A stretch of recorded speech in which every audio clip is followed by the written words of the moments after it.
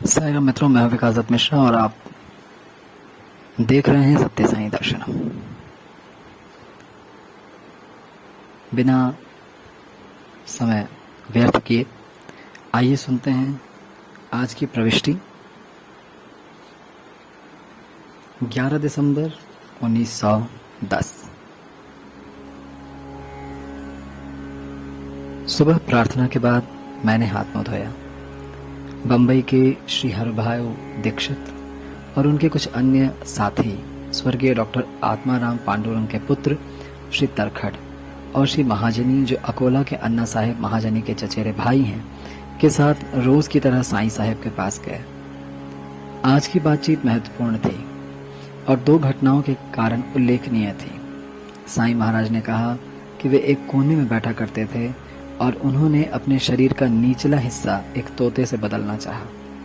ये अदला बदली हुई और उन्हें इस बात का एहसास नहीं हुआ और 1 साल में उन्होंने 1 लाख रुपए गंवा दिए।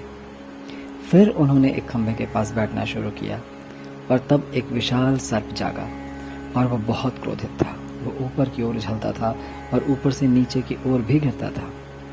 फिर उन्होंने उस विषय को बदल दिया और कहा कि वे एक जगह गए और वहां का पाटिल उन्हें तब तक जाने नहीं देता जब तक वे एक बगीचा न लगाएं और उसमें से होता हुआ पैदल चलने के लिए एक पक्का मार्ग बनाए।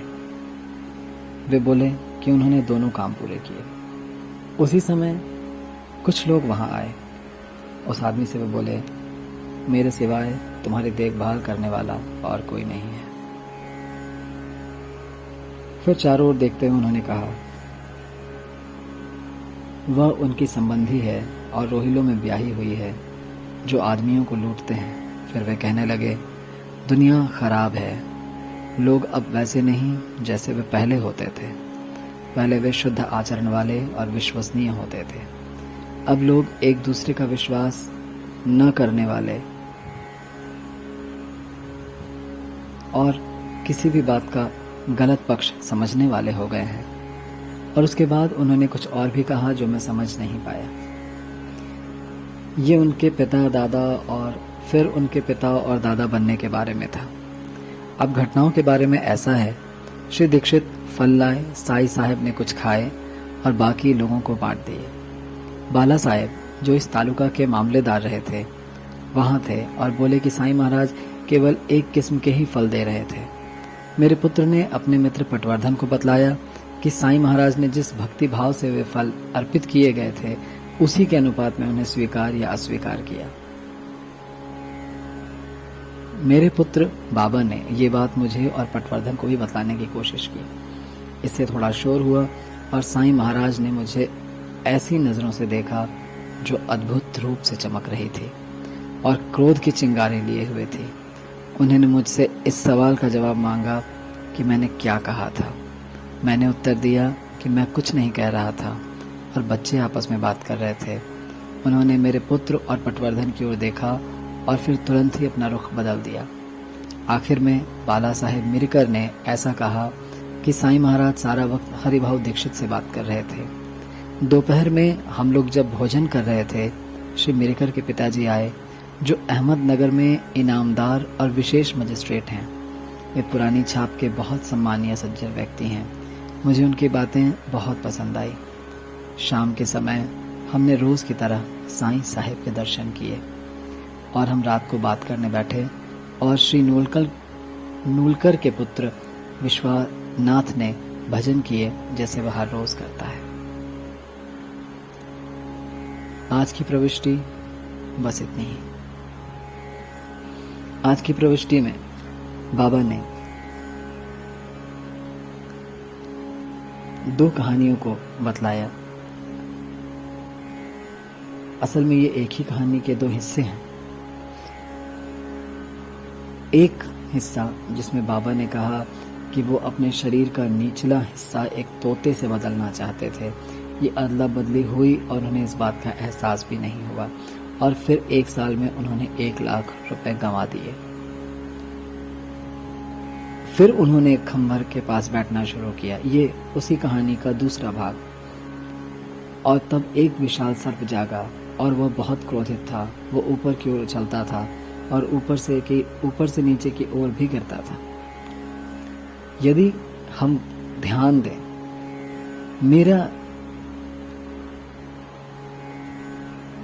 जो एक इंटरप्रिटेशन आता है इस कहानी का, वो मुझे ऐसा लगता है जैसे कि साईं बाबा ये कह रहे हैं कि मानव जब अपने मानवीय या दैवीय गुणों को निचले स्तर पर लेकर चला जाता है, यानी अपने चेतना के स्तर को नीचे की ओर ले जाता है, यानी तोते के स्तर पर, यानी पाश्विक स्तर पर अगर वो ले जाता है तो वो बहुत कुछ गंवा बैठता है। इसलिए ने बाबा ने कहा उन्होंने 1 साल में 1 लाख रुपए गंवा दिए। उसके बाद जब वो अपनी शक्तियों का ह्रास कर देता है, तब उसे एहसास होता है कि उसने कुछ गंवाया है। तब वो वापस साधना की ओर जाता है। साधना के लिए यहाँ पर बाबा ने यूज किया एक खंभे के पास बैठना। उसके बाद बाबा ने कहा तब एक विशाल सर्प जागा, यानी कुंडलिनी शक्ति जागी, और वो बहुत ही क्रोधित थी, यानी उसमें बहुत ही एनर्जी थी।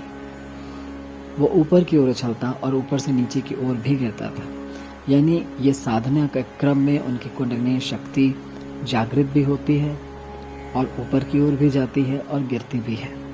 यानी ये जो साधना क्रम है वो शुरू हो चुका है, मगर उसमें रुकावटें भी आती हैं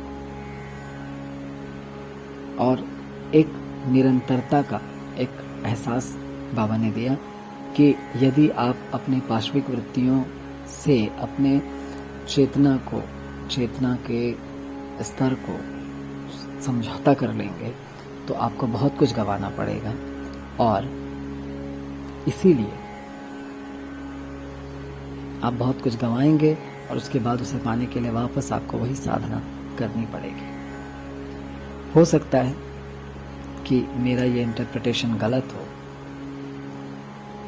मगर मुझे ऐसा लगता है अगर आपके मन में कोई और इंटरप्रिटेशन आता है तो आप प्लीज़ कमेंट बॉक्स में शेयर करें। बाबा की दूसरी बात जो इसमें है वो है, बाबा ने कहा है कि दुनिया खराब है, लोग अब वैसे नहीं जैसे वे पहले होते थे। पहले वे शुद्ध आचरण वाले और विश्वसनीय होते थे, अब लोग एक दूसरे का विश्वास न करने वाले हो गए हैं और किसी भी बात का गलत पक्ष समझने वाले हो गए हैं। ये आज के स्थिति के लिए भी बाबा ने बिल्कुल सही कहा है, क्योंकि हम सब के अंदर का जो आचरण है उतना विश्वसनीय अब नहीं रहा और हम सब एक दूसरे पर विश्वास नहीं करते हैं, और कहीं ना कहीं ये इसलिए नहीं हो पाता क्योंकि हमारा खुद का भी आचरण उतना विश्वसनीय नहीं रह गया। खैर, बाबा की बातें हमारे हृदय में उतरे, हमें समझ आए और हम बाबा के कृपा पात्र बन पाएं, वैसा भी बन पाएं जो हम उनके कृपा पात्र होने के लायक बन जाएं, तो भी हम बाबा के शुक्रगुजार होंगे। तो आज के लिए बस इतना ही। उन श्री चरणों में हमारा नमस्कार, हमारी प्रार्थनाएं। अगर आपको मेरी बात अच्छी लगी हो तो प्लीज़ शेयर कीजिए, सब्सक्राइब कीजिए और लाइक कीजिए। धन्यवाद। जय साईं राम।